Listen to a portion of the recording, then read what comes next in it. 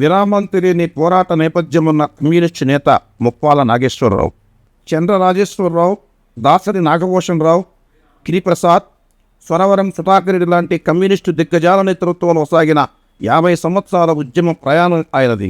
విద్యార్థి సంఘ నాయకుడిగా, యువజనోద్యమ నేతగా, రైతు సంఘం బాధ్యునిగా బాధ్యత ఏదైనా కమ్యూనిస్టు లక్ష్యాలను సాధించడమే తన జీవితాశయం అంటారు ఆయన.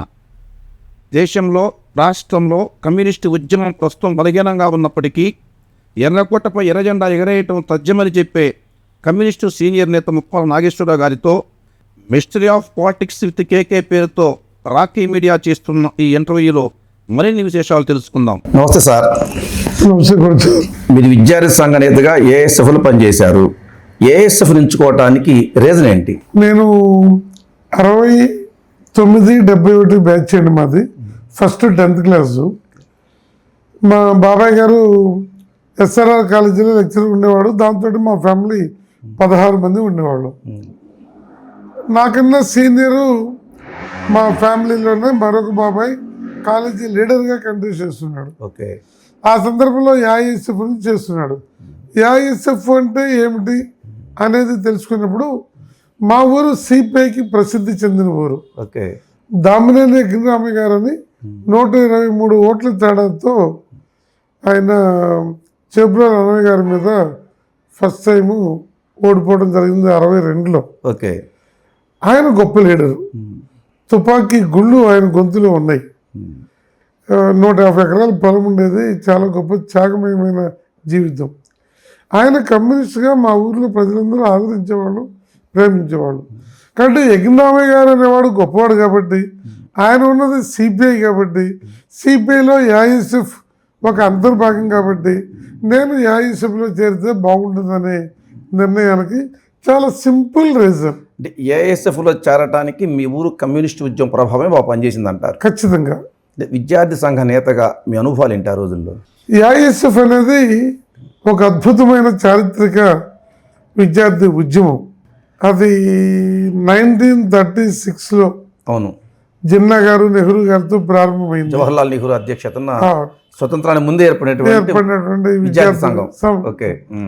అప్పటికి ఇప్పటికీ దాని చారిత్రక కర్తవ్య నిర్వహణలో ఎప్పుడూ విద్యార్థుల పక్షాన త్రికరణ శుద్ధిగా పనిచేసింది. ఈనాటి విద్యార్థులు అనుభవిస్తున్న అనేక సదుపాయాలు ఏఐఎస్ఎఫ్ ప్రతిపాదించినటువంటి అనే విషయంలో ఎక్కడా సందేహం అవసరం లేదు. అలాంటి విద్యార్థి ఫెడరేషన్లో చేరడం ద్వారా నాకు ఒక వ్యక్తిత్వం వచ్చింది.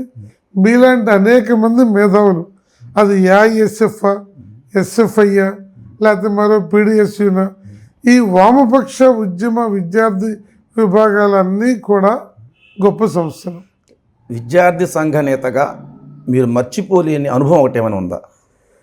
నేను 71లో ఇంటర్మీడియట్ అయిపోయినాక గుంటూరుకు వచ్చి జేకేసీ కాలేజీలో చేరాను. గ్రామీణ ప్రాంతం నుండి వచ్చిన వాడిని కాబట్టి ఇప్పుడు ప్రభుత్వం సోషల్ వెల్ఫేర్ హాస్టల్స్ని రద్దు చేసింది. ప్రభుత్వానికి వ్యతిరేకంగా ఈ సోషల్ వెల్ఫేర్ హాస్టల్ విద్యార్థి సంఘ నాయకుడిగా, బాధ్యునిగా కొన్ని వేల మందిని కలెక్టర్ ఆఫీస్ దగ్గర సమీకరించి మరలా తిరిగి స్టూడెంట్స్ మేనేజ్డ్ హాస్టల్స్ వచ్చేటట్టుగా చేసిన కృషికి గుంటూరు కేంద్రం, దానికి నాయకత్వం వచ్చింది నేను, రామ్ నరసింహారావు గారని మా రాష్ట్ర లీడరు ఆయన. అది ఒక గొప్ప అనుభవం. ఓకే.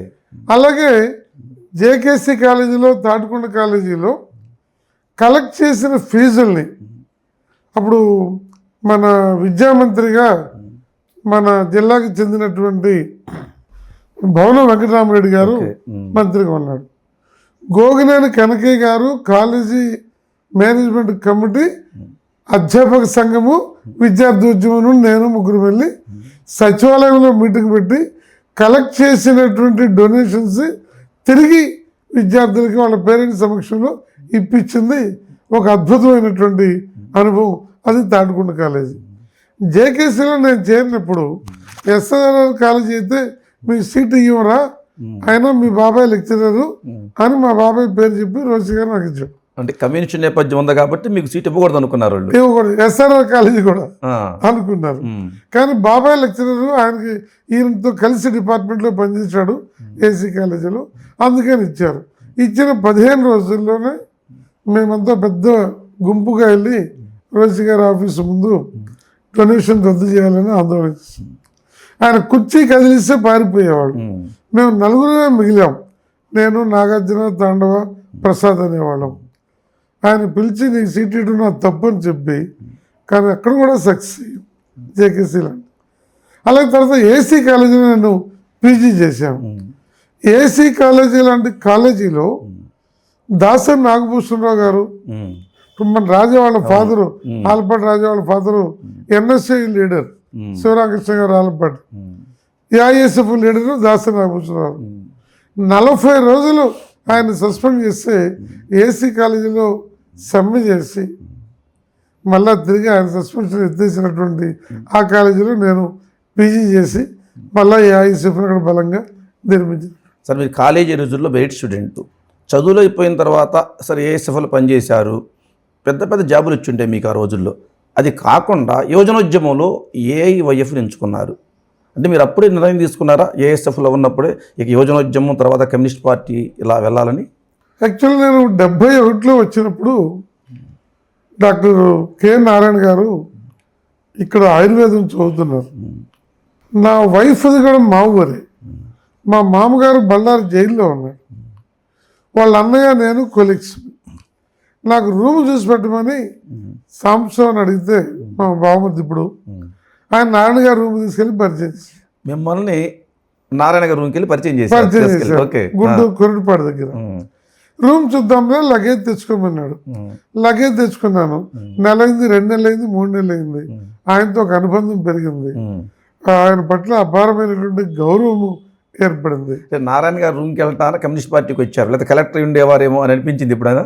అంటే నాకు పీజీ అయిపోయినాక 5 కాలేజీల్లో లెక్చరర్ ఉద్యోగం ఆఫర్ వచ్చింది. Okay. CR college Eluru, Gudlavalleru, Tadikonda, Nandigama, JKC. అప్పటికి నేను ఒక బలమైన నిర్ణయానికి వచ్చేసాను. నేను పూర్తి కాలము కమ్యూనిస్ట్ పార్టీ కార్యకర్తగా ఉండి ఈ సమాజాన్ని మార్చి బాధలు కష్టాలు లేని ఒక నూతన ప్రపంచం, సోషలిస్ట్ ప్రపంచ నిర్మాణంలో భాగస్వామి కావాలి అనే నిర్ణయానికి వచ్చాను. మొదటి సంవత్సరం అంతా ఏఐఎస్ఎఫ్ మీటింగ్లకి ఎగ్గొట్టి దూరం కావాలని ప్రయత్నం చేశాను. ఓకే. నా క్లాస్మేట్ పాపినేని శివశంకరు విరసంలోకి వెళ్ళారు, ఆయన అరసంలోనే ఉన్నారు. ఆయన స్వతంత్ర కవి. ఓకే. ఈ అభ్యుదయ సంఘంతో అన్నిటితో బాగుంటారు. నేను ఆయన క్లాస్మేట్స్. నన్ను ఈ రూమ్ నుండి తీసుకెళ్ళి ఆయన రూమ్లో తీసుకెళ్ళాలని చాలాసార్లు మెరిట్ స్టూడెంట్ ఇక్కడ ఎందుకని చెప్పారు. కానీ నారాయణ గారితో ఏర్పడిన అనుబంధము. ఇందాక కూడా చెప్పారు నారాయణ గారితో రిలేషన్ ఎలా ఉండేదండి ఆయనతో మీ రిలేషన్? ఆయన స్నేహానికి ఒక అద్భుతమైన చిహ్నం అండి. ఇష్టాలు ఒక భాగం అయితే స్నేహం అనే దానికి అత్యంత ప్రాధాన్యత ఇస్తారు. ఒక మంచి కమ్యూనిస్టు, ఒక విద్యార్థి ఉద్యమ నేతగా ఎదిగినవాడు. ఆయన కమ్యూనిస్ట్ పార్టీ బ్యాక్గ్రౌండ్ కాదు, నేను కమ్యూనిస్ట్ పార్టీ బ్యాక్గ్రౌండ్ కాదు. కానీ నేను విజయవాడ నుంచి గుంటూరుకు వచ్చింది ఏఐఎస్ఎఫ్ దూరంగా ఉండి ఒక మంచి ఇతర ఉద్యోగరీత్యా ఉన్నత స్థితికి పోవాలని వచ్చాను. ఆయనతో ఏర్పడిన అనుబంధం నన్ను కమ్యూనిస్ట్ పార్టీ కార్యకర్తగా నిలబెట్టింది. మీరు కమ్యూనిస్ట్ పార్టీ హోల్ టైమర్గా వచ్చే నాటికి గిరిప్రసాద్, దాసరి నాగభూషణ్ రావు, కమ్యూనిస్టు ఉద్దండులు తెలంగాణలో చిరంనేని రాజేశ్వరరావు మహామకులు ఉండేవారు. వాళ్ళ ప్రభావం ఎలా ఉండేది మీ మీద ఆ టైంలో? చాలా గొప్పగా ఉండేదండి.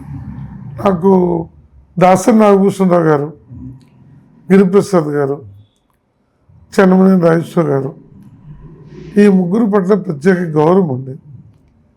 ఇక చంద్రరాజేశ్వరరావు గారి త్యాగాలు వాటిని పోల్చుకున్నప్పుడు మంగళాపురము, ఆయన చరిత్ర అది చాలా గొప్ప.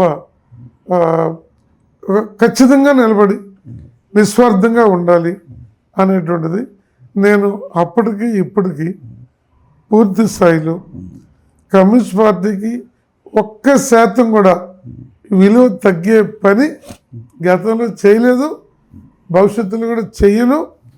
మనకి ఆటుపోట్లు ఉద్యమాలు అన్నాక ఉంటాయి.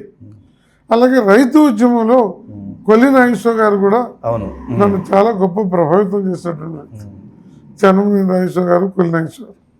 అందువల్ల రైతాంగ సమస్యల పట్ల ఆది నుంచి నేను ఒక మధ్యతరగతి రైతు కుటుంబం నుంచి రావటము, అన్ని వర్గాల కన్నా ఈనాటికి ఎక్కువ సమస్యలు ఎదుర్కొంటూ నిత్యము స్ట్రగుల్తో బాధపడుతూ అప్పుల్లో పుట్టి అప్పుల్లో పెరిగి అప్పుల్లో చచ్చిపోయేవాడు రైతు అనేది నేటికి నిజము.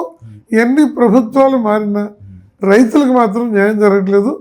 రానున్న రోజుల్లో రైతాంగ సమస్యల మీద మరింత దక్షతలతోటి నేను పనిచేయడానికి ఆలోచిస్తున్నాను. నాగేశ్వర గారు, కమ్యూనిస్ట్ పార్టీలో మీరు ఉన్నత స్థాయిలో చూశారు, కానీ వాళ్ళ కమ్యూనిస్ట్ పార్టీ పరిస్థితి మీకు తెలుసు. ఒక దశలో కమ్యూనిస్టులు అధికారానికి వస్తారన్న స్థాయి కూడా మీరు ప్రత్యక్షంగా చూశారు. 96లో అనుకుంటాను జ్యోతి బస్సును ప్రధానమంత్రిగా ప్రతిపక్షాలు ఒప్పుకున్న సమయంలో ఎందుకు మీ కమ్యూనిస్ట్ పార్టీలు అంత ఆఫర్ను వదులుకున్నాయి ఈ దేశంలో? ఇది చాలా అద్భుతమైన ప్రశ్న అండి. ఒక చారిత్రక తప్పిదమని జ్యోతిబాస్ గారు అవును, ఆయన స్వయంగా అన్నారు ఆ మాట, స్వయంగా చెప్పినటువంటి విషయము. నేనైతే ఒక బెటర్ ఎక్స్పీరియన్స్ తాటికొండ పార్క్లో కూర్చున్నాను. నేను ఆడ గోగినేని కనకయ్య గారు, త్రిపురనేని వెంకటేశ్వర గారు, చిన్నపాని గారు ప్రముఖులు ఉండేవాడు. పత్రికలో జ్యోతిబాస్ గారు ప్రధానమంత్రి అవుతున్నాడని చూసి నేను తాటికొండ వెళ్తే వాళ్ళ ఆ సీనియారిటీలో వాళ్ళ అనుభవము కమ్యూనిస్టులకే కాదు భారతదేశానికి గొప్ప భవిష్యత్తు వస్తుందని చెప్పినటువంటిది.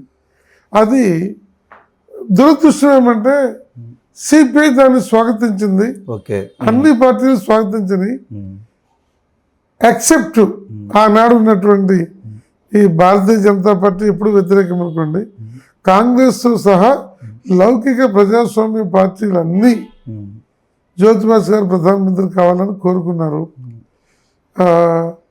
తప్పు జరిగింది కమ్యూనిస్ట్ పార్టీల మూలంగా. బహుశా నేను విన్నదాని మాట ప్రకారము సిపిఎం కేంద్ర కమిటీలో 2 ఓట్ల తేడాతో మనకి మెజారిటీ లేకుండా ప్రభుత్వాన్ని మనం చేపట్టకూడదు అనే ఒక నిర్ణయము ఆ పార్టీ తీసుకున్న కారణంగా అది కాలేదు. అది ఆ పార్టీ సొంత నిర్ణయం. కాకపోతే భారతదేశంలో ఈనాటి దుస్థితికి కమ్యూనిస్టులు పట్టిన దుస్థితి అన్న నేను, కమ్యూనిస్టులు నష్టపోయాం, స్ట్రగుల్ అవుతున్నాం, కానీ ఏదో ఒక రోజుకి మళ్ళీ విజయం సాధిస్తాం. కానీ భారతదేశ ప్రజలు ఈనాడు భారతీయ జనతా పార్టీ కబంధ హస్తాల్లో చిక్కుకుపోయి గిలగిల తనుకునే పరిస్థితి వచ్చింది. భారత రాజ్యాంగం, అంబేద్కర్ రచించిన రాజ్యాంగాన్ని మార్చే పరిస్థితి మోడీకి అవకాశం వచ్చింది. ఆనాడు జ్యోతిబాస్ ప్రధానమంత్రి ఉంటాయి, ఇవాళ రివర్స్లో కమ్యూనిస్టులు బీజేపీ ఉన్న స్థాయిలో ఉండేవాళ్ళు, భారతీయ జనతా పార్టీ అసలు సోదిలో లేకుండా పోయి ఉండేది. అది మాత్రం చారిత్రక తప్పిదమని నేను కూడా వ్యక్తిగతంగా నమ్ముతున్నా. ఇది సిపిఎం పార్టీ లైన్ వాళ్ళది అనుకోండి, ఒక సాధారణ కమ్యూనిస్ట్గా అలాంటి భావన నాకుంది. కమ్యూనిస్ట్ విడిపోకపోతే ఒక బలమైన శక్తిగా ఉండేవారు చాలామంది కమ్యూనిస్ట్ అభిమానుల మాట ఇది. కానీ మీరు అదే స్టాండ్ మీద ఉన్నారు, సిపిఐ కూడా కమ్యూనిస్ట్ విడిపోవటం నష్టం చేకూర్చింది ఉద్యమానికని. సిపిఎం ఇప్పటికి కూడా కమ్యూనిస్ట్ ఉద్యమం విడిపోవటమే వల్ల లాభం జరిగిందని చెప్తా ఉంది. సిపిఐ పార్టీ ఆనాడు ఈనాడు భవిష్యత్తులో కూడా అదొక చారిత్రక తప్పిదం అనేది అంగీకరించినటువంటిది. జరగకూడదని నివారించడానికి చంద్రశేఖర్ గారి నేతృత్వంలో ఎన్నో ప్రయత్నాలు జరిగినాయి. కానీ చేయడం రైట్ అని సిపిఎం భావిస్తే దానికి వారు సమాధానం చెప్పాల్సిందేదని నేను కామెంట్ చేయడం భావ్యం కాదు. 64లో సిపిఎం విడిపోయింది, 67లో నక్సల్బరీ ఉద్యమం వచ్చి ఎంఎల్ పార్టీలు ఇవి ఏర్పడినాయి. ఇవాళ ప్రధానంగా 5-6 పార్టీలు ఉన్న వివిధ రాష్ట్రాల్లో స్థానిక స్థాయిలో ఎన్నో గ్రూపులు పనిచేస్తున్నాయి. వాస్తవికత భారతదేశానికి కమ్యూనిస్ట్ పార్టీలో వచ్చినటువంటి సైద్ధాంతిక విభేదాలు, దాన్ని ఇంటర్నల్గా ఉండి అధిగమించాల్సినటువంటిది పార్టీ చీల్చడం అనేటువంటిది జరిగిన తర్వాత మన కళ్ళ ముందు కనపడుతున్న సత్యం, గ్రామాలు మేధావులు మరి ఎంతోమంది పెద్ద పెద్ద కుటుంబాల నుంచి, ఇప్పుడు చంద్రశేఖర్ గారు చిన్న కుటుంబం కాదు, రావినారాయణ రెడ్డి గారు చిన్న కుటుంబం కాదు, బద్దు ఎల్లారెడ్డి గారు చిన్న కుటుంబం కాదు, సుందరయ్య గారు చిన్న కుటుంబం కాదు. ఇలాంటి అగ్రశ్రేణి నేతలందరూ విదేశీ విద్య, ఉన్నత విద్య చదివి భారతదేశంలో మార్క్సిజం లెనినిజం ప్రాతిపదికన సోషలిస్ట్ వ్యవస్థ నిర్మాణానికి గొప్ప త్యాగాలు చేసినటువంటి మహనీయులు. వారి ఆశలు అనేక కారణాలతోటి నెరవేర్చడంలో కాలం వేగంగా అందుబాటులో రాకపోయినా తప్పనిసరిగా ఇంకో తరమైన ఆ బాధ్యతని పూర్తి చేస్తుంది. మేము కమ్యూనిస్ట్ పార్టీలని నిలబెట్టి అన్ని పార్టీలు అయిపోయిన తర్వాత అయినా సరే కొత్త పార్టీల మీద రోత పుట్టే దశ ఇప్పటికే వచ్చింది. ఓల్డ్ ఈజ్ గోల్డ్ అంటారు కదా. అందువల్ల కమ్యూనిస్ట్ పార్టీని నూతన పద్ధతుల్లో కాలానుగుణమైన మార్పులతో భారతదేశ ప్రజల అవసరాలని దృష్టిలో పెట్టుకొని భారతదేశ సాంప్రదాయాలని విలువల్ని గౌరవిస్తూ అంబేద్కర్ రాసిన రాజ్యాంగ విలువలను కూడా ముందుకు తీసుకొని మార్క్స్, అంబేద్కర్, గాంధీ ఈ ముగ్గురు మానవతా విలువల్ని ఎలా పునరుద్ధరించి ప్రపంచానికి అనేక మార్గదర్శకాలు ఇచ్చారో వాటన్నింటినీ గుదగుచ్చి ఒక అనుభవంలో వచ్చినటువంటి పాఠాలు నేర్చుకొని పార్టీని ముందుకు తీసుకుపోయే దాంట్లో ఖచ్చితంగా విజయం సాధిస్తామని నాకు బలమైన నమ్మకం. బీజేపీ ప్రమాదాన్ని మీరు ఇప్పుడు బాగా చెప్తారు అందరూ, ఉభయ కమ్యూనిస్టులు కావచ్చు లేదా లౌకికవాదులు కావచ్చు. కానీ వాస్తవానికి పార్టీ విడిపోయేటప్పుడు 1964 ప్రాంతంలోని బీజేపీ లేనప్పుడే జనసంఘ ప్రమాదాన్ని, ఆర్ఎస్ఎస్ ప్రమాదాన్ని సిపిఐ నాయకత్వం అప్పుడే బాగా గుర్తించింది, అప్పటికే గుర్తించింది. అంటే మనకి ఈ మధ్య మన డాక్టర్ నాగేశ్వర్ గారి ఒక ఇంటర్వ్యూలో చూశాను. కమ్యూనిస్టులు వాళ్ళ బలాన్ని పెంచుకోవడానికి ఏమి చేయాలి, వాళ్ళ బలాన్ని పెంచుకోవడానికి జాతీయ ప్రజా స్రవంతిలో కలుపుకొని ముందుకు పోవటంలో వాళ్ళు తగు జాగ్రత్తలు తీసుకోలేదు. కాంగ్రెస్ ఉన్నంతకాలము కాంగ్రెస్ను ఓడించడానికి ఎవరితో అయినా కలుస్తాము అనే స్థాయిలో ఒక విభాగం వెళ్ళిపోయింది. జాతీయ ప్రజాస్వామిక శక్తుల్ని కలుపుకొని బీజేపీ లాంటి దుర్మార్గమైనటువంటి మతోన్మాద శక్తుల్ని పైకి రాకుండా ఇలా పోవాలని ఒక విభాగము ఆలోచించింది. కానీ ఇప్పుడేమో మళ్ళా ఈ బీజేపీ పేరుతోటి వాళ్ళ టైం అంతా ఖర్చు అయిపోతుంది, వాళ్ళు ఎలా బలపడాలి అనేది కొద్దిగా తక్కువ ఆలోచిస్తున్నారు అని చెప్పాడు. అది పూర్తి సత్యమో కాదో నేను జడ్జ్ చేయలేను, కానీ మేమైతే ఎదగడానికి ఉన్న అవకాశాలని కరెక్ట్గా ఛానలైజ్ చేసి దాని మీద కాన్సన్ట్రేట్ చేసి ముందుకు వెళ్ళాల్సినటువంటి జాగ్రత్తల్లో లోపాలైతే మాత్రం ఉన్నాయి. మీరు చెప్పినట్టుగా సిపిఐ పార్టీ స్వాతంత్ర ఉద్యమ కాలం నుండి స్వాతంత్రం వచ్చిన తర్వాత ఏర్పడిన ప్రభుత్వాన్ని అంచనా వేయటం దగ్గర నుండి ఆ తర్వాత రోజుల్లో కూడా లౌకిక శక్తుల యొక్క ఐక్యతని ముందుకు తీసుకొని వెళ్ళేటువంటి ఆ అవసరాన్ని గుర్తించింది. ఆచరణలో కొన్ని తప్పిదాలకి గురయ్యాము.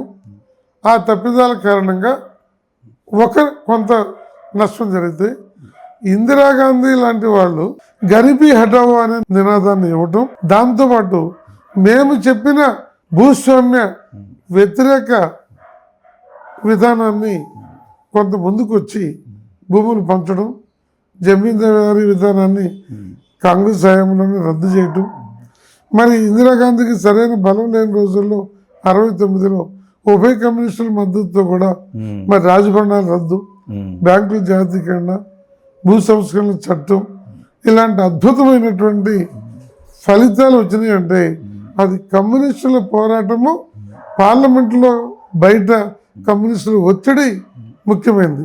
ఆ ఫలితం మాకు రావాల్సిన దాన్ని ఇందిరాగాంధీ కొట్టుకుపోయింది. మీరు కమ్యూనిస్ట్ ఉద్యమాలు వచ్చినప్పుడు ఎర్రకోటపై ఎర్రజెండా ఎగరేస్తామన్న ఉత్సాహం ఆ రోజుల్లో. కానీ ఇవాళ కమ్యూనిస్ట్ పార్టీ దుస్థితి, ఉభయ కమ్యూనిస్ట్ పార్టీలు కలిసినా కూడా పార్లమెంట్లో 5 లోక్సభ సభ్యులు మాత్రం మిగిలారు ఇవాళ. ఒకప్పుడు ప్రధాన ప్రతిపక్షం కమ్యూనిస్టులు. ఈ మొత్తం పరిశీలించినప్పుడు 40 సంవత్సరాల ఉద్యమ నేపథ్యం ఇది. బాధ అనిపిస్తా ఇప్పుడన్నా మీకు? ఖచ్చితంగా కొడిసారు. జీవితాలు మాకన్నా ముందు తరాలు, మా తరము, మా తర్వాత వచ్చేటువంటి తరము, వీళ్ళందరూ భారతదేశంలో స్థానిక రాజ్యం కావాలని కోరుకునే వాళ్ళే కదా. దోపిడీ రహిత సమాజం తేవాలని జీవితాలను అంకితం చేసిన వాళ్ళే కదా. కులపీడన పోవాలి, ఆర్థిక దోపిడీ నిరోధించాలి, ప్రతి మనిషి వారి శ్రమ విలువ వారికే దక్కాలి అనే వ్యవస్థ కోసం నిలబడ్డ వాళ్ళం కదా.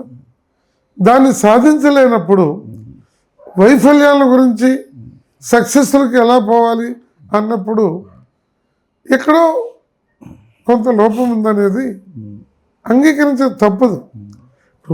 నేను విద్యార్థి నాయకుడిగా ఉన్న రోజుల్లో ఇదే గుంటూరులో సిఆర్ తమ్మారెడ్డి వేములపల్లి జిందాబాద్ జిందాబాద్ అనేవాళ్ళు. సిఆర్ అంటే చంద్రరాజేశ్వరరావు, ఎన్ఆర్ అంటే నీలం రాజశేఖర రెడ్డి అంటే సంజీవ్ రెడ్డి గారి తమ్ముడు, తమ్మారెడ్డి అంటే ఆనాడు తమ్మారెడ్డి సత్యనారాయణ గారు, వేములపల్లి అంటే వేములపల్లి శ్రీకృష్ణ గారు floor leader. CR Tammareddy Vemulapalli జిందాబాద్ జిందాబాద్. ఎర్రకోటపై ఎర్రని జెండా ఎగరేస్తాం ఎగరేస్తాం. ఈరోజు నేను దాచుకోకుండా చెబుతున్నాను, ఆ స్లోగన్ చెప్పే ధైర్యము ఏ కమ్యూనిస్ట్ పార్టీ కార్యకర్తకి ఈరోజు రోజువారీ నినాదాలలోంచి అది వెనక్కిపోయింది. అదే శాశ్వతంగా వెనక్కిపోతని కాదు, ఖచ్చితంగా వన్ డే వెల్కమ్, ఒక విరామం. Yes, one day welcome. ఇది మా వైఫల్యాలు ఒక భాగమైతే కొలిచారు. అసలు మీరు చూడండి, కాంగ్రెస్ పార్టీ తొలి రోజుల్లో ఇప్పుడున్నటువంటి పార్టీల నీచ స్థాయిలో లేదు. ఒక ప్రధానమంత్రి అబద్ధాల కోరిక ఉన్నటువంటి మోడీ లాంటి వాడిని భారతదేశంలో కాదు ప్రపంచంలో కూడా అరుదుగా ఉంటారు. అలా అయిపోయాడు. అలాగే ఇవాళ డబ్బు, కులము, మందు, అసలు ఎవరు టికెట్లు ఇస్తున్నారు భుజ పార్టీలు? ఈవెన్ మన రాష్ట్రంలో చూస్తే కమ్యూనిస్ట్ మినహా అందరికి ఈ విషయంలో అన్ని పార్టీలు కూడా కోటీశ్వర్లు కమ్యూనిస్టులు మినహా ఉన్నాయి. కాబట్టి ఒక్క పార్లమెంట్ సభ్యుడిని, కమ్యూనిస్ట్ పార్టీ పార్లమెంట్ సభ్యుడిని, ఓ శాసనసభ్యుడిని కరప్టెడ్ గా భారతదేశంలో లేడు కదా. అందుకని ఈ రోజుకి కూడా కమ్యూనిస్టులు బలంగా ఉండకపోతే ప్రజలకు ఎంత నష్టం జరుగుతుందో మేధావులు ఎంత గమనిస్తున్నారు, ఉద్యోగులు గమనిస్తున్నారు, వైట్ కాలర్ ఎంప్లాయీస్ గమనిస్తున్నారు, కార్మికులు గమనిస్తున్నారు. అసలు కార్మిక చట్టాలను రద్దు చేస్తే పార్లమెంట్లో గొంతెత్తే మనుషులు లేరు. మీకు ఇంకో మాట చెప్తాను, ఉభయ కమ్యూనిస్ట్ పార్టీలు కానీ లెఫ్ట్కి 63 మంది పార్లమెంట్లో సభ్యులు ఉన్నారు. మరి దేవుడు ముఖ్యమంత్రి ప్రధానమంత్రికి ఉన్నాడు. ఈ రైతు రుణమాఫీ చట్టం మేము పోరాటం వచ్చింది కదా, సమాచార హక్కు చట్టం మా కారణంగా వచ్చింది కదా, ఉపాధి హామీ చట్టం కూడా తర్వాత ఉపాధి హామీ చట్టం గవర్నమెంట్ హామీలో మీరున్నప్పుడే మీ మద్దతు ఉన్నప్పుడే ఫస్ట్. మరి ఆ రోజు తెస్తే ఇవాళ దాన్ని వ్యతిరేకించే వాళ్ళు, గాంధీ గారి పేరు తీసేసిన వాళ్ళు, 10% పై రాష్ట్రాన్ని 40% పెట్టుకోమని చెప్పినటువంటి వాళ్ళు ఇవాళ బీజేపీ. అప్పుడు వ్యతిరేకించారు కదా. కమ్యూనిస్ట్ పార్టీ దేశవ్యాప్తంగా కూడా ఆయనకు ఉద్యమాలు నడిపింది. భూమి కోసం, భుక్తి కోసం, వెట్టి చాకిరి విముక్తి కోసం తెలంగాణలో నిజాం నవాబుకి వ్యతిరేకంగా, ప్రజాకారులకు వ్యతిరేకంగా, తెలంగాణ భూస్వాములకు వ్యతిరేకంగా స్వతంత్రానికి ముందు ఆ తర్వాత కమ్యూనిస్ట్ పార్టీ పెద్ద పోరాటాలు చేసింది. దురదృష్టం ఏమంటే ఇవాళ అదే తెలంగాణలో కమ్యూనిస్టులకి డిపాజిట్ వచ్చే నియోజకవర్గం ఒక్కటంటే ఒక్కటి కూడా లేదు. ఇవాళ తెలంగాణ అసెంబ్లీలో ప్రాతినిధ్యం లేదు. సరే, కొత్తగూడెం నుంచి మీ పార్టీ కాంగ్రెస్తో ఒప్పందం కుదుర్చుకొని ఒక సీటు మీరు గెలుచుకోరో, సిపిఎంకి అయితే ప్రాతినిధ్యం లేదు. ఆ దుస్థితి కారణం ఏంటి? తెలంగాణ సాయుధ పోరాటము అతిరామరమైంది. 4,000 మంది యువ కమ్యూనిస్టులు నైజాం ముష్కర్ల తోటాలకి బలయ్యారు. సాయుధ తిరుగుబాటుకి ఆనాడు కమ్యూనిస్ట్ పార్టీ పిలిపించింది. నైజాము ప్రభుత్వ పతనం దశకి చేరినప్పుడు కాంగ్రెస్ వాళ్ళు తెలివిగా కేంద్ర సైన్యాన్ని పంపించి స్వాధీనం చేసుకున్నారు. ఈ 48-52 మధ్య జరిగిన ఈ తెలంగాణ సాయుధ పోరాటము దాని ప్రభావం ఇప్పటి వరకు తెలంగాణ ప్రజల మీద బలంగా ఉంది. ఆ వెట్టి చాకిరికి వ్యతిరేకంగా జరిగింది. తరాలు మారిపోతూ ఉన్నాయి. ఈ మారుతున్న తరాల్లో అనేక పార్టీల్లో అనేక నీతి బాహ్యమైన శక్తులు కూడా పెరిగినాయి. దాంతోపాటు తెలంగాణ పోరాట చరిత్రనే చెప్పుకొని మేము ఇంకా బతకాలంటే అది చాలా కష్టం. అది అవును. ఈ మారుతున్న తరాలకి ఒక కొత్త చరిత్రని మేము చూపగలగాలి. ఒక కొత్త పోరాటాన్ని మేము చూపగలగాలి. ఇప్పుడు తెలంగాణ ప్రత్యేక రాష్ట్రం అనే డిమాండ్ ప్రజల్లో ఉంది. అవును. ఆ మేరకు మేము కూడా పోయినసారి దానికి అనుకూలంగా తీర్మానం చేసుకున్నాం. అయితే తెలంగాణ ఉద్యమంలో చేసిన పోరాటాన్ని ఎన్నికల ఫలితాలుగా మార్చుకోవటంలో మా తటపటాయింపులు నష్టం చేసింది. ఇక్కడ ఇందాక మీరే చెప్పినట్టు తెలంగాణ ఉద్యమ వారసత్వాన్నే తరచూ చెప్పుకోవటం సాధ్యపడదు. కానీ తెలంగాణ కానీ ఆంధ్రప్రదేశ్ కానీ కమ్యూనిస్ట్ నాయకులు ఒకప్పుడు ఉద్యమాల ముందుండి నడిపేవాళ్ళు. ఒక 2 దశాబ్దాలుగా కమ్యూనిస్టులకు మాటలు ఎక్కువ, ఆచరణ తక్కువ. అంటారా? ఈ వాక్యం నిజమేనా? అంటే మేము మామూలుగా మాటలు కోటలు దాటుతాయి, చేతులు గడపలు అంటారు కదా, ఆ సమయంలో కమ్యూనిస్టు కూడా ఇలా తయారయ్యారు అనేది ఇవాళ. అంటే మేము ప్రభుత్వాలు చెప్పే వాగ్దానాలు అవి అమలు జరిపినప్పుడు జనాన్ని మోసం చేసి ఈ మాటలు కోటలు దాటుతున్న గవర్నమెంట్ తీరు అడుగు గడప దాటం లేదు అంటాం. అంటే 50 సంవత్సరాలుగా కమ్యూనిస్టు పార్టీ తప్ప, కమ్యూనిస్టు ఉద్యమం తప్ప మరొకటి లేని తమ్మినేని వీరభద్రం కావచ్చు, లేదా పువ్వాడ నాగేశ్వరరావు లాంటి మహామహులున్నటువంటి గ్రామాల్లో కూడా ఇవాళ కమ్యూనిస్టులకు తిరస్కారం. అంటే అనేక చారిత్రక స్థితిగతులను కూడా మనం గమనించాలి. ఉదాహరణకి నా స్వగ్రామమే పొన్నికల్ ఉంది. ఓ 2 పంచాయతీ ఎన్నికల ముందు దాకా పంచాయతీ మాది. ఇవాళ ఈ తెలుగుదేశము, వైసీపీ లేకపోతే తెలుగుదేశము, కాంగ్రెస్ వచ్చిన తర్వాత గ్రామాలు పట్టణాల్లో కూడా సామాజిక విభజనలు వచ్చేసింది. అవి రాజకీయాలకి కొన్ని పార్టీలకి పునాదులు అయిపోయినాయి. వాటిని అధిగమించడము, డబ్బుని అధిగమించడము, కోటీశ్వరులు ఎమ్మెల్యే పదవులకి నిలబడతాము, వీటన్నిటిని అధిగమించేటువంటి వాటిల్లో ప్రజల చైతన్యంలో మేము కావాల్సిన మోతాదు తీసుకురాలేకపోయాము. మీరు చెప్పిన పాయింట్ ప్రకారము మాకు కూడా ఏమైందంటే ఉపన్యాసాలు గంభీరంగా ఉన్నాయి. మేము కలెక్టర్ ఆఫీసులో ముట్టడి చేస్తూ ఉంటాం, ప్రభుత్వాన్ని స్తంభింపజేస్తామంటాం. నువ్వు ప్రభుత్వాన్ని స్తంభింపజేయాలంటే ఏం చేయాలి? ఒకప్పుడు 15 ఏళ్ళు 20 ఏళ్ల క్రితము మేము పిలిపిస్తే 5,000 మంది 10,000 మంది మీ జొన్నగడ్డలో రోడ్డు స్తంభింప చేసేవాళ్ళు, రావిపాళ్ళలో రోడ్డు స్తంభింప చేసేవాళ్ళు, మంగళగిరిలో రోడ్డు స్తంభింప చేసేవాళ్ళు. ఈనాడు ప్రజలు ఆ పోరాటాలకి సిద్ధం కాకపోవటము, ఎమ్మెల్యేల చుట్టూ ప్రభుత్వం చుట్టూ తిరిగి ఈజీ అచీవ్మెంట్ కావాలనే ఒక బలహీనత. దానికి మీడియా కారణము, దాని టీవీల కారణము, దానికి బూర్జువా పార్టీల కారణము, ప్రజల సంస్కృతిని విషతుల్యం చేసినటువంటిది కారణం. వాటిని అధిగమించడంలో మా ఫెయిల్యూర్ కూడా. మీరు చెప్పినప్పటికీ 1983లో ఎన్టీఆర్ ప్రపంచంలో కూడా ఉమ్మడి ఆంధ్రప్రదేశ్లో ఉభయ కమ్యూనిస్టులు 10 సీట్లు గెలుచుకున్నారు. ఖమ్మం జిల్లా అయితే మొత్తం 9 సీట్లు, అక్కడ 4 మీయే, 5 మాత్రం ఇతరులు గెలుచుకున్నారు. అసలు ఆంధ్రప్రదేశ్లో కూడా మీకు చంద్రరాజేశ్వర గారు లేదా పుచ్చప్ప సుందరయ్య గారు అంటే మహామహులు ఉద్యమం అనేటువంటి ప్రాంతం. ఆ 83 ప్రపంచంలో విజయవాడలో కూడా వ్యక్తిగతంగా ఎమ్మెల్యే గెలిచారు. కానీ ఈ రోజున మీ 2 కమ్యూనిస్ట్ పార్టీలకు ఒక్క కాన్షియన్స్ చెప్పండి, వాళ్ళ ఒక్క కాన్షియన్స్ మీరు చెప్పండి. ఇది బలమైంది, ఇది కమ్యూనిస్ట్ కంచుకోట. అనేక రాజకీయ సామాజిక ఆర్థిక నేపథ్యంలో మా కోటలు ఒకనాటి కోటల్లాగా లేవు. ఇతర పార్టీలు, ఇతర శక్తులు వాటిని ఆక్యుపై చేసి దాని నుండి గుణపాఠాలు మేము తీసుకుంటున్నాం. కానీ ఈ డబ్బు, కులము, మతము ఆధిపత్యం వచ్చిన తర్వాత అధికారంలోకి వచ్చినటువంటి పార్టీలు అధికారాన్ని అడ్డం పెట్టుకొని ప్రతిపక్షాలని బహిరంగ హత్యలు చేసినట్టు చేస్తుంది. మీరు చెప్పిన కారణాలు ఓకే సార్. ఇందాక చెప్పినట్టుగా తెలుగుదేశం పార్టీ అధికారానికి వచ్చిన చాలా రోజుల తర్వాత కూడా విజయవాడలో మేయర్ ఎలక్షన్ జరిగితే ఉభయ కమ్యూనిస్టులు వెంకటేశ్వరరావు గారు మేయర్గా గెలిచారు, TDP second place, Congress third place. అట్లా మీ ప్రజలు ఆదరించారు మిమ్మల్ని. నిజమండి, అప్పుడు ఆదరించారు.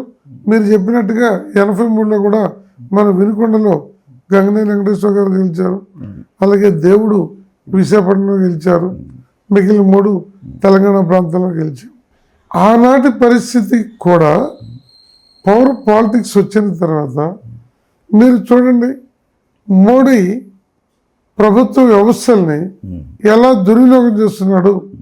ఎన్ఫోర్స్మెంట్ డిపార్ట్మెంట్ని, విజిలెన్స్ డిపార్ట్మెంట్ని ప్రయోగించి అనేక మంది పార్లమెంటు సభ్యులు ప్రతిపక్షాల్లో ఉన్నటువంటి వాళ్ళ మీద ఈడీ కేసులు పెట్టించి వాళ్ళ పార్టీలో తీసుకొని ఆ తర్వాత వాళ్ళు పవిత్రులుగా మళ్ళీ టికెట్ ఇచ్చే రోజులు ఆ రోజుల్లో ఉన్నాయండి. సార్ మోడీని, ఈడీని జనం వ్యతిరేకిస్తారు. కానీ మా ఎకనామిక్స్ లెక్చర్ ఇప్పుడు ఒక మాట అనేవాడు, ప్రపంచ కార్మికులారా ఏకం కండి అని చెప్తారు కమ్యూనిస్టులు, కానీ కమ్యూనిస్టులు మాత్రం ఏకం గారు. సిపిఐ, సిపిఎం, సిపిఐ ఎంఎల్, ప్రజాపంద వీళ్ళు 10 జెండాలు పట్టుకుంటారు, వీళ్ళు ఏకం గారు. కానీ వీరు మాత్రం ప్రపంచ కార్మికులు ఏకంగా అని చెప్తారు. దీనికి కోడిసారు ఈ ప్రశ్న సిపిఐ మొదటి నుంచి ఒకే అంకిత భావంతో రీయూనిఫికేషన్ జరగాలి అని గత మహాసభలో, అంతకుముందు మహాసభలో మేము నమ్మి తీర్మానాలు చేస్తూ వస్తున్నాం. మిగిలిన మా సోదర పార్టీలు ఐక్య కార్యాచరణ మేరకు కలిసి పనిచేస్తున్నాం. కానీ ఇంకా అత్యంత విశ్వసనీయమైనటువంటి నమ్మిక ఈ పార్టీల మధ్య రావాల్సినటువంటి అవసరం ఉంది. దానికోసం సిపిఐ నమ్మి భవిష్యత్తులో కూడా ప్రయత్నం చేస్తుంది. రెండోది ఇంకొక మాట కూడా నేను చెప్తాను. అసలు ఇవి ఐక్యత అవ్వటం అనేది ఒక చారిత్రక అవసరం అనేది ఒక మాట అండి. దాన్ని నేను నమ్ముతాను. దాంతోపాటు సిపిఐ కానీ, సిపిఎం కానీ, మరో పార్టీ కానీ ఎవరన్నా ఒకళ్ళు ప్రజలతోటి మమేకమై ప్రజల్ని నడిపించకుండా మేమందరం ఐక్యం కావాల్సిన రోజు ఐక్యమై ఉంటే దాని ప్రజల చూపు వేరుగా ఉండేది. కమ్యూనిస్ట్ పార్టీల మధ్య ఐక్యత లేకపోవటం ఒక అంశం అయితే, కమ్యూనిస్ట్ పార్టీలోనే ఉదాహరణకి మీ సిపిఐలోనే సిపిఐ మహాసభలు ప్రతిసారి ఈసారి రాష్ట్ర కార్యదర్శి ముప్పాల నాగేశ్వరరావు, మహాసభ ముగిసిన తర్వాత సిపిఐ రాష్ట్ర సహాయ కార్యదర్శిగా ముప్పాల నాగేశ్వరరావు. అట్టేమీ లేదండి. 2014 రాష్ట్రం విడబడినప్పుడు నేను కార్యదర్శి అవుతాననేటువంటి అభిప్రాయము పార్టీ లోపల బయట బలంగానే ఉంది. మేము అందరం కూర్చున్నప్పుడు రామకృష్ణ గారు కార్యదర్శిగా, నేను సత్యానమూర్తి గారు సహాయ కార్యదర్శిగా ఉన్నాం. గతంలో జరిగిన 3 మహాసభల్లో ఏకాభిప్రాయంగానే ఉంది తప్ప మళ్ళీ నేను కార్యదర్శి అనేటువంటిది ఏమి ఎవరన్నా బయట అనుకున్నారేమో, కానీ పార్టీ లోపల కానీ మా వేదికల్లో కానీ రామకృష్ణ సెక్రటరీ, నేను సత్యానమూర్తి సహాయ కార్యదర్శులు అనుకున్నాం. మొన్న ప్రజలు కానీ పార్టీ లోపల కానీ నేను కార్యదర్శి అవుతానని అనుకున్నటువంటి మాట నిజము. నేను కూడా ఆ బాధ్యత నాకు పార్టీ ఇస్తుందని అనుకున్నాను. కానీ కొన్ని ప్రత్యేక కారణాలలో నేను పార్టీ కార్యదర్శిగా కాకుండా నన్ను కేంద్ర కమిటీకి, ఇప్పుడు ఉన్నటువంటి కమిటీ ఈశ్వరిని రాష్ట్ర కార్యదర్శి అని చెప్పి జాతీయ నాయకత్వం, రాష్ట్ర నాయకత్వం ఒక అభిప్రాయానికి వచ్చింది. దాన్ని నేను గౌరవించాను, అంగీకరించాను. అయితే నాకు ఆ అవకాశం వచ్చి ఉంటే ఏమిటి అంటే, ఒక్కొక్క మనిషికి ఒక ప్లాన్ ఆఫ్ యాక్షన్ ఉంటుంది. ఏమంటే కొద్దిగా మీరు చెప్పినట్టు అనేకమైనటువంటి అంతర్గతమైనటువంటి సమస్యలు ఉంటూ ఉంటాయి. వాటిని పార్టీకి నష్టం జరగకూడదు. పార్టీ ఇప్పటికే బలహీనంగా ఉన్నాం. ఈ బలహీనంగా ఉన్న పార్టీల్లో వివాదము పెరిగి 2 గ్రూపులుగా ఉండకూడదు. అంటే నేను కమ్యూనిస్ట్ పార్టీలో చేరింది మార్క్సిజం లెనినిజాన్ని విద్యార్థి ఫెడరేషన్లో అధ్యయనం చేసి ఆ నాలెడ్జ్లో చేరా. పార్టీ నన్ను 3 సార్లు మంగళగిరి నుంచి కంటెస్ట్ చేయించింది. ఒకసారి గెలవాలి. చంద్రబాబు నాయుడు గారు క్యాంపెయిన్కి రాకుండా వినుకొండ ఇవ్వమంటే మంగళగిరి ఇచ్చి ఓకే నష్టపరిచిన పాత్ర చంద్రబాబు నాయుడు గారిది. ఓకే అది నేను ఎప్పుడు సమస్యగా గుర్తుపెట్టుకోను, కానీ అదొక చరిత్ర. సెక్రటరీ అవడం కోసం కూడా పార్టీలోకి రాలేదు. దానికోసము ప్రయత్నం చేయడం అనేది కూడా పార్టీ నిర్ణయించిస్తే ఆ బాధ్యత నిర్వహించేవాడిని. పార్టీ ఏది ఇస్తే అది చేస్తానంతే. సీనియర్ కమ్యూనిస్ట్ పార్టీ నేతగా అంతకు మించి మీరు చెప్పలేరు.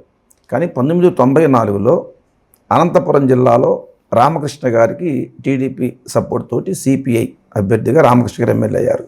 ఆ సమయంలోనే విశ్వేశ్వరరెడ్డి సీనియర్ సిపిఐ నేత, ఆయన సిపిఐకి రిజైన్ చేసి సిపిఎంలో చేరారు. సిపిఎం నుంచి కూడా తర్వాత మరలా ఆయన వైసీపీ నుంచి ఎమ్మెల్యే అయ్యారు. ఇవన్నీ కమ్యూనిస్ట్ పార్టీలో విప్లవమే, సోషలిజం ఈ భారతదేశంలో కావాలని కోరుకున్న కమ్యూనిస్టులు ఎందుకు ఈ పార్లమెంట్ రాజకీయాల్లో మీ స్థాయిలో ఎందుకు ఇటువంటి వైరుధ్యాలు అనేది? అది అంటే మీరు చెప్పింది కొద్దిగా సవరణ. అది 94 రామకృష్ణ గారు అభ్యర్థి ఎమ్మెల్యే అయ్యారు. అప్పుడు విశ్వేశ్వరరెడ్డి ఎజెండాలో లేడు, యూత్ లీడర్గా ఉన్నాడు. నా తర్వాత ఆయన యూత్ ఫెడరేషన్కి రాష్ట్ర ప్రధాన కార్యదర్శిగా ఖమ్మంలో ఎన్నికయ్యారు. తర్వాత జరిగినటువంటి పరిణామాల్లో విశ్వేశ్వరరెడ్డి గారిని ఎమ్మెల్యేగా కాదు ఎంపీగా ఆయన్ని పార్టీ నిర్ణయించింది. ఓకే క్యాంపెయిన్ కూడా దాదాపు వెళ్ళిపోయారు. విశ్వ విజృంభణ లాంటి నినాదాలతో పత్రికల్లో కూడా వ్యాసాలు వచ్చినాయి. ఈ తెలుగుదేశము సిపిఐ పొందికలో తెలుగుదేశం పార్టీ నాయకత్వం నుండి సూచనప్రాయంగా కొంచెము గెలిచే అవకాశాన్ని జారు విడుచుకోవద్దు, విశ్వేశ్వరరెడ్డి గారి కన్నా రామకృష్ణ గారు అయితే బాగుంటుందనే ఒక సూచన ఏదో పెద్దల మధ్య జరిగింది. దాంతో ఏమైందంటే విశ్వేశ్వరరెడ్డి గారిని ఆపి రామకృష్ణ గారిని అభ్యర్థిగా ఫైనల్గా ప్రకటించారు. ఆ సందర్భంగా విశ్వేశ్వరరెడ్డి గారితో ఉన్నటువంటి యువజన విద్యార్థుల్లో ఒక బలమైన సెక్షన్ ఆవేశాన్ని ఆపుకోలేక పోయారు. ఆ క్రమంలో విశ్వేశ్వరరెడ్డి నిరుత్సాహపడ్డాడు. తర్వాత ఆయన సిపిఎంలోకి వెళ్ళాడు, ఆ తర్వాత కాంగ్రెస్లోకి వెళ్ళాడు, ఆ తర్వాత వైసీపీలోకి వెళ్ళాడు. బట్ విశ్వేశ్వరరెడ్డి ఇప్పటికీ ఏ పార్టీలో ఉన్నా ఆ స్మృతులు జ్ఞాపకాలు వచ్చినప్పుడు కమ్యూనిస్ట్ పార్టీ పట్ల కానీ ఆయన ఉన్న విద్యార్థి ఫెడరేషన్ పట్ల కానీ ఎప్పుడు వ్యతిరేక భావంతో ఉన్నాడు. అదొక ఎత్తుగడల్లో వచ్చినటువంటి అవసరం కొద్దీ పార్టీ నిర్ణయించింది తప్ప రామకృష్ణ గారి మీద ఎక్కువ ప్రేమ కానీ విశ్వేశ్వరరెడ్డి గారి మీద ప్రేమ లేకపోవడం కానీ రెండూ కరెక్ట్ కాదు.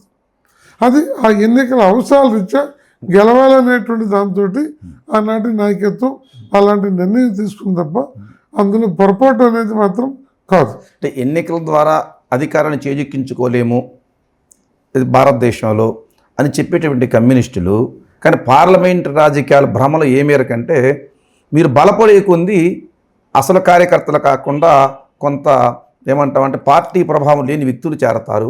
ఉదాహరణ పశ్చిమ బెంగాల్లో 2006 ఎన్నికల్లో కూడా 50% పైగా ఓటున్న కమ్యూనిస్టులకి 24 మన లోక్సభ ఎన్నికల్లో 5% ఓట్లు కూడా రాలేదు మీకు, మీ లెఫ్ట్ ఫ్రంట్కి. మీకు 2 విషయాలు చెప్తానండి. నేను కూడా పదే పదే మనసులో ఈ తప్పులు ఎంత నష్టాన్ని తీసుకొచ్చినాయి అనేది.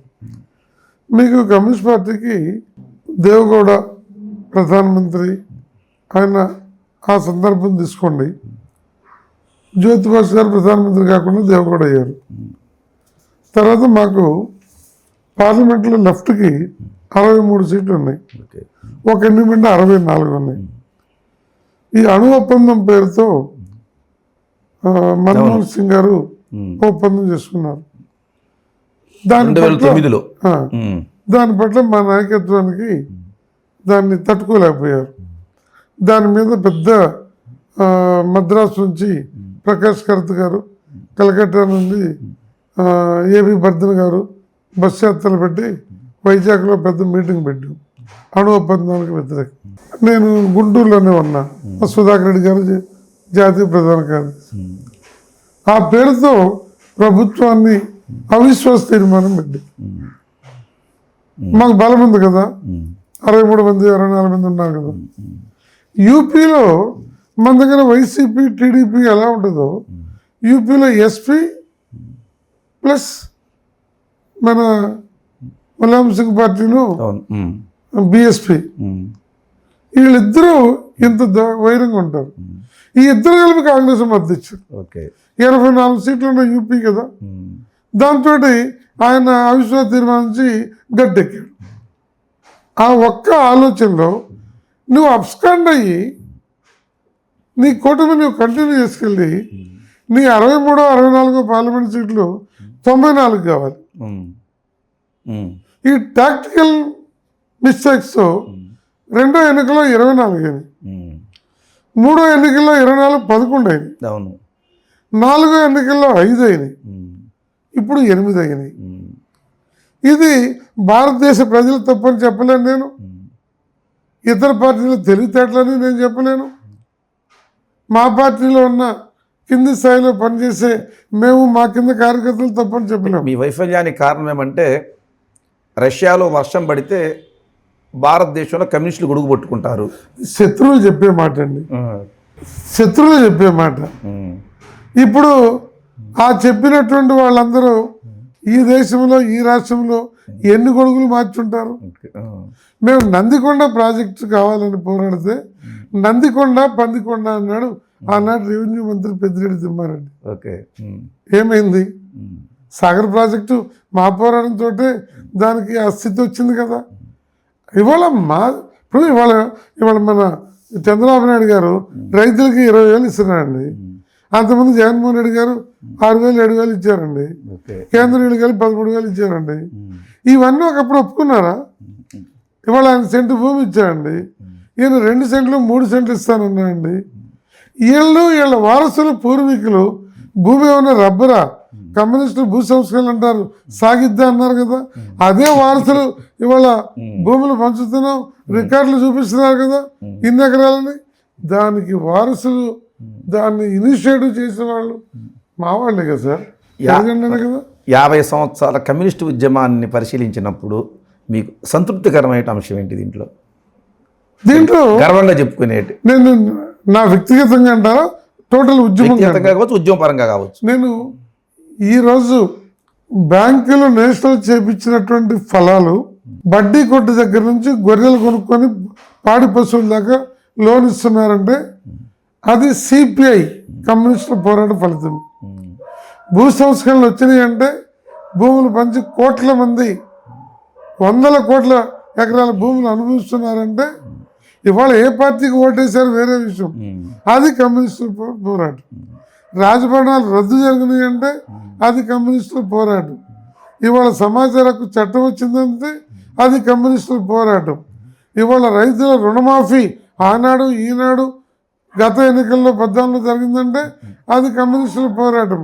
ఒక ఆధునిక భారత్ కావాల్సిన శాస్త్ర సాంకేతిక రంగాల దగ్గర నుండి అనేక విషయాలకి చోదక శక్తిగా తొలి దారి చూపిన వ్యక్తి ఎర్రజెండా వాడే ఎవడైనా. అయితే దాని ఫలితాన్ని అనుభవించేటప్పటికి దాన్ని అందిపుచ్చుకోవటంలో మా చేతగానితనం కొంత ఉంది, మాకు బలహీనత ఉంది సార్. ఇప్పుడు నేను రీసెంట్గా ఒక అగ్రికల్చర్ మూవ్మెంట్ ఒకటి చేశాను. 7,500 కోట్లు 10 రూపాయలు 20 రూపాయల పేదల నుంచి కొల్లగొట్టారు. ఇప్పుడు బోర్డు తిప్పేశాడు. దారి తెన్ను లేక ఒక దశలో వాళ్ళందరూ ఒంగోలులో మేము ప్రత్యేక హోదా బస్ యాత్ర పెడితే మా తిరుపతిలో వాళ్ళందరూ కలిశారు. స్పాట్లో కూర్చొని సీఎం అపాయింట్మెంట్ బుక్ చేశాం. వాళ్ళకు ఒక నమ్మకం కుదిరింది.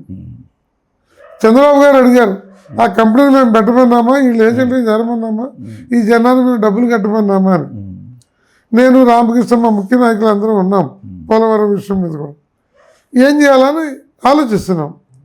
నాకు వెంటనే ఆ మధ్య అనకాపల్లిలో ఒక లారీ ఆటో యాక్సిడెంట్, 9 మంది చనిపోయారు.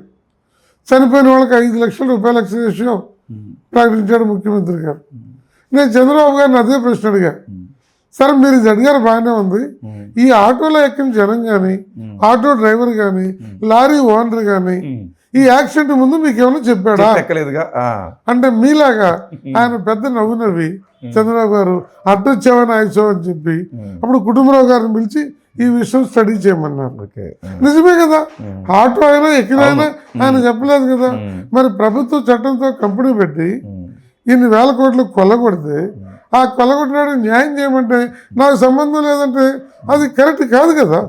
కానీ చంద్రబాబు గారు దాని మీద చేశాడు. అయితే ఫైనల్గా ఆయన ఇవ్వలేదు. ఒక ఎన్నికల్లో నష్టపోయారు, మళ్ళీ మొన్న ఎన్నికల్లో వాగ్దానం చేశారు. ఏంటి సార్ 12/7 వచ్చింది నిన్న 4వ తారీఖుకి. అందువల్ల కమ్యూనిస్ట్ పార్టీ ఈ దేశ నాగరికతకి చిహ్నం సార్. భాషకి, సాహిత్యానికి, తెలుగు సాహిత్య నిలబెట్టడానికి, తెలుగు కళారంగాన్ని అభివృద్ధి పట్టడానికి ఇదంతా కమ్యూనిస్ట్ పార్టీ కృషి సార్. ఆ కృషి మాకు ఈరోజు ఉపయోగపడకపోవచ్చు, బట్ వన్ డే ఈ చరిత్ర మొత్తం వెలుగులోకి వస్తుంది. ఈ ప్రజలందరూ తిరిగి ఎర్రజెండా వెనుక ఇవాళ టీడీపీ వెనుక, వైసీపీ వెనుక చాలామంది బీజేపీ వాళ్ళు చూస్తున్నారు. ఏదో ఒక రోజు టీడీపీని మింగుతారు వాళ్ళు. నేను చెబుతున్నాను, మీరు రాసుకోండి సార్. తూర్పు ఎరుపు రాజ్యాన ఎర్రబావుట ఎగిరింది, ఎర్ర సైన్యమే లేచింది. ఆ ఎర్రబావుట ఏమైంది, ఆ ఎర్ర సైన్యం ఏమైంది? ఎర్ర బావుట తన కర్తవ్యాన్ని శక్తి వంచన లేకుండా కొనసాగిస్తుంది. ఎర్ర సైన్యం ఒకనొక పరిస్థితుల్లో సంఖ్యాపరంగా కొంత తగ్గిన క్వాలిటీ, ఒక విప్లవాత్మకమైనటువంటి చైతన్యంలో మరింత పట్టుదలతో ముందుకు పోతుంది. దాన్ని నిలువరించే శక్తి ఎవరికీ లేదు. ఈ రోజు కాకపోతే రేపు ఎర్రజెండా తప్ప మరో ప్రత్యామ్నాయం లేదు. ఇవాళ నేను ఇంకొక మాట చెప్తున్నానండి. కాంగ్రెస్ బీజేపీ ప్రత్యామ్నాయం అనుకుంటున్నారు, బీజేపీ కాంగ్రెస్ ప్రత్యామ్నాయం అనుకుంటున్నారు. ఇక్కడ టీడీపీకి వైసీపీ, వైసీపీకి టీడీపీ అంటున్నారు. ఈ రెండు ప్రత్యామ్నాయాలే కాదు. ప్రత్యామ్నాయం అంటే ఆర్థిక, సామాజిక, రాజకీయ సంస్కరణల విషయంలో ఇంతకన్నా మెరుగైన మార్గాన్ని అనుసరించాలి తప్ప ఇవాళ టీడీపీ, వైసీపీ ఇద్దరు కలిపి, పవన్ కళ్యాణ్ కూడా కలిపి బీజేపీకి చేతులు ఎత్తుతుంటే పార్లమెంట్లో వాళ్ళు ఒకరికొకరు ప్రత్యామ్నాయం ఎట్టవుతారు సార్? అందువల్ల ప్రత్యామ్నాయం ఏ రోజుకైనా కమ్యూనిస్టులే. అలాగే కమ్యూనిస్ట్ పార్టీని ఎదిగేటట్టు చేస్తాము. దాన్ని ఈ తరానికి ఆ చైతన్యంలో భాగస్వాములు చేస్తాము. ఇవాళ ఐటీ రంగంలో ఉన్న నిపుణుల నుంచి యువ విద్యార్థి మేధావుల్ని ఎర్ర జెండా వైపుకి తీసుకురాగలుగుతాము. వారి ద్వారానే ఈ దేశంలో మార్పు తీసుకొస్తాం. ఎర్రకోటపై ఎర్రజెండా ఇప్పుడు ఎగరైపోతున్నారు. నేను డేట్ చెప్పలేను కానీ అనివార్యంగా ఆ ఎర్రకోట, ఈ ఎర్రజెండా, ఆ సిమిలారిటీ తప్పనిసరిగా సమ్డే విల్ కమ్ సార్. ఇంటర్వ్యూలో పాల్గొని ఎప్పుడు తెలియజేసేందుకు thank you very much. Thank you sir.